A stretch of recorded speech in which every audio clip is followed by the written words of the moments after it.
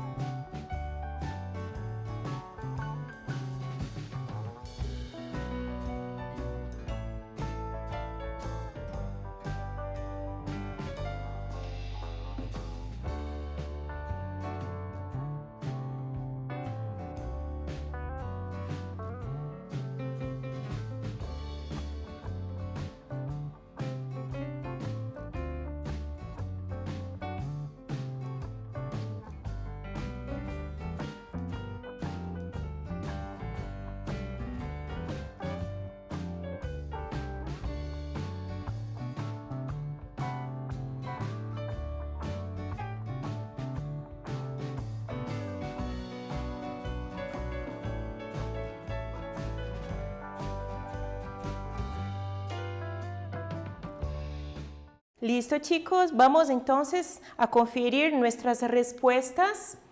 Entonces, para la pregunta 1, ¿para qué hacemos un relato de viaje? Para contar historias y experiencias que sucedieron durante un viaje. Y para la 2, ¿quién va a leer este relato? Personas, leitores, oyentes que querem conhecer histórias interessantes sobre os viagens, pessoas que às vezes também têm o desejo de ir até aquele lugar, tá fazendo uma pesquisa antes de ir de fato, conhecer este lugar para ver se vale a pena. Características do relato de viagem. Quais são as principais características desse tipo de texto que nós acabamos de ler? Então, se hacen recomendaciones, se narran las experiencias que sucedieron durante el viaje. Los hechos relatados son presentados en las formas verbales del pretérito y es común utilizar verbos y pronombres en primera persona. El uso de adjetivos para las descripciones também é algo comum. Vamos a ler um relato de um viajero. Paraguai, hay que visitarlo porque es un país absolutamente desconocido. El hecho de no conocer a nadie, o fato de não conhecer a ninguém que jamás haya estado aí, quizás, talvez, despertou em mim um certo interesse em conhecer este país que, excepto em algunos chistes por la gracieta del hombre, insisto, Paraguai não é um nome que esté em los más media, ni en el día a día de la actualidad y muchísimo menos figura como destino turístico alguno. Então aqui ressalta aqui a importância, a curiosidade dele por conhecer um país que não está na mídia, que não fica aparecendo, que o nome não é listado entre os principais destinos, um país onde ele não conhece ninguém, ele diz ali, não conhece a nadie, não conhece a ninguém que tenha visitado esse lugar, mas é um lugar muito bonito. En el fragmento del relato, Paraguay no es un nombre que esté en los más media, ni en el día a día de la actualidad y muchísimo menos figura como destino turístico alguno. ¿Qué se entiende com esta afirmação? Então eu comentei um pouquinho com vocês, mas vocês podem ir um pouquinho além, reflitam a respeito, respondam e nós já retornamos para corrigir.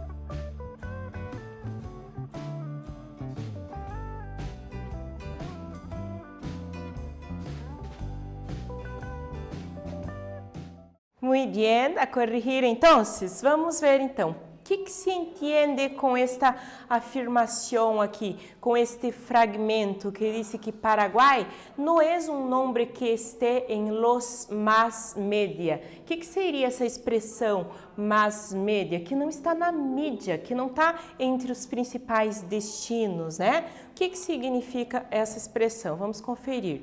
O autor afirma que faltam divulgações, certo? O país ele não tem muita divulgação, incluso publicidade turística do Paraguai. Isso não existe, mas ele vai ressaltar agora, dessa parte em diante da aula, nós vamos ver que se trata de um lugar que possui riquezas culturais muito grandes. Vamos lá pensar, o que sabes sobre o Paraguai? Agora você vai buscar aí na sua memória, né?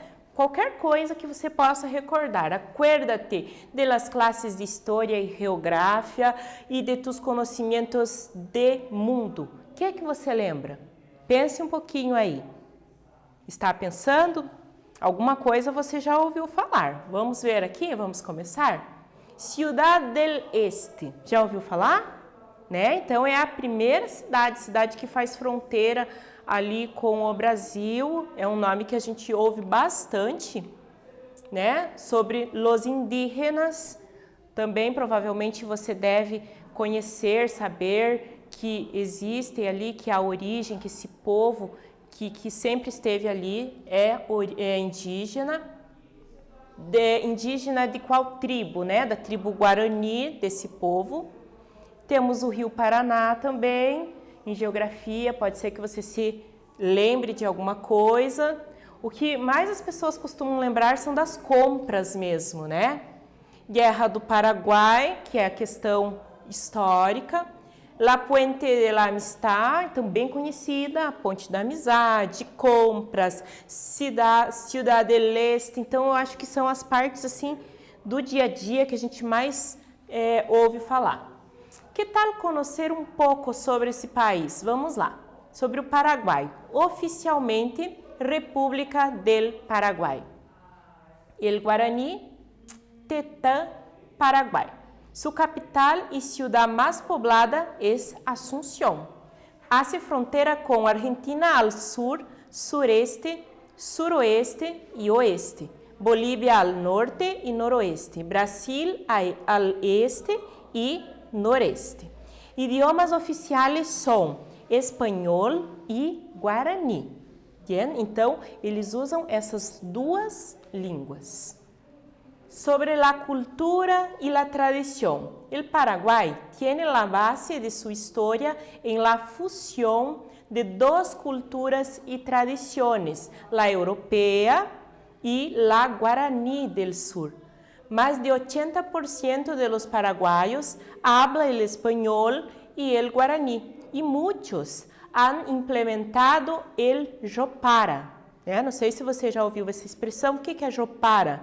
É a mescla de ambas línguas. Então, é uma mistura. Geralmente, o paraguaio ele está falando espanhol, dali a pouco ele já não está falando espanhol, ele está falando guarani, de repente já mistura tudo e eles intercalam essas duas línguas o tempo todo.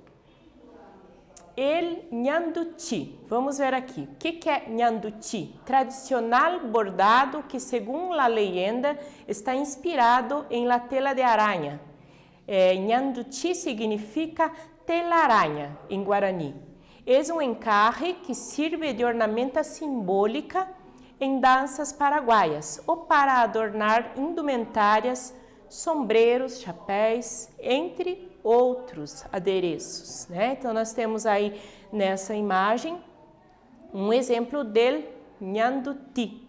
Bien? El baile, sobre el baile.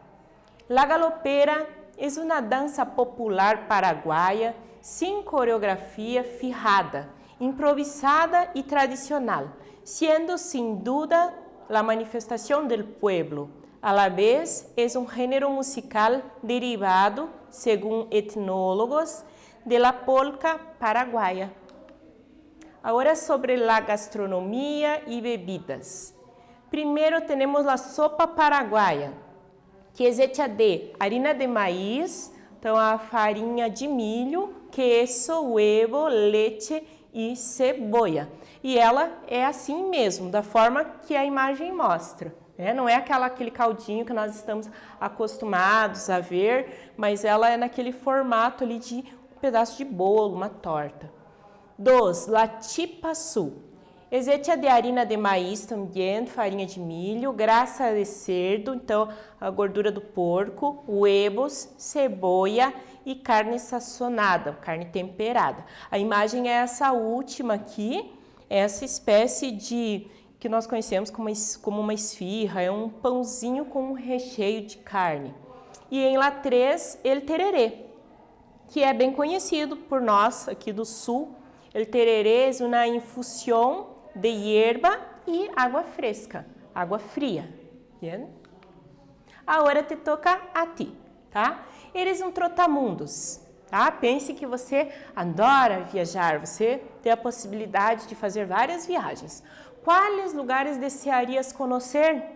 Haz uma lista indicando 5 lugares ou países que deseas conhecer. Então pense bem, tente ver aí, buscar na memória lugares que te agradam, que você gosta, que você se identifica com a cultura. Faça essa listagem aí Nós já voltamos e te damos daí uma sugestão de resposta. Bien?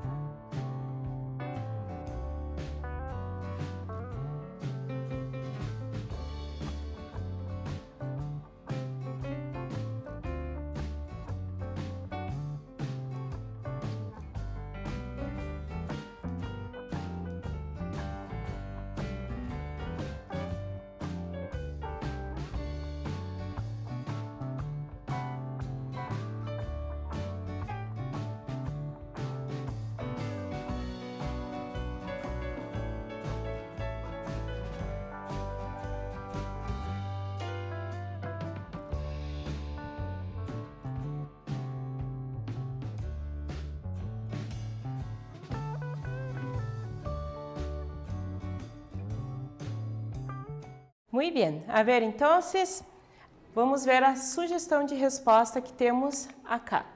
Temos Machu Picchu, um lugar bem interessante, fica no Peru. Se você não conhece, pesquise, depois da aula você vai adorar, você vai ver que tem muita coisa histórica ali para ser conhecida, para ser apreciada. Ruínas Teotihuacán, em El México, tá? La Alhambra, em Granada, Espanha, Desierto de Atacama, em Chile, e Bariloche, em Argentina.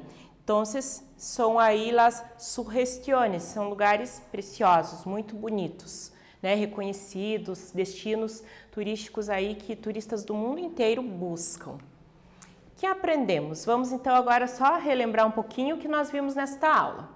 Análise de um pequeno fragmento de um relato de viagem, né? Nós vimos também características do gênero relato de viagem, as principais características. Conhecemos um pouco sobre o Paraguai, um país que apresenta uma mescla de cultura do povo colonizador, do europeu, com a do povo ameríndio, do Guarani. Bien? Eu espero que você tenha compreendido bem, tenha se encantado por esse lugar, tenha conhecido um pouco, tenha curiosidade para conhecer, pesquisar ainda mais. Então, por hoy es solo y hasta luego, chicos.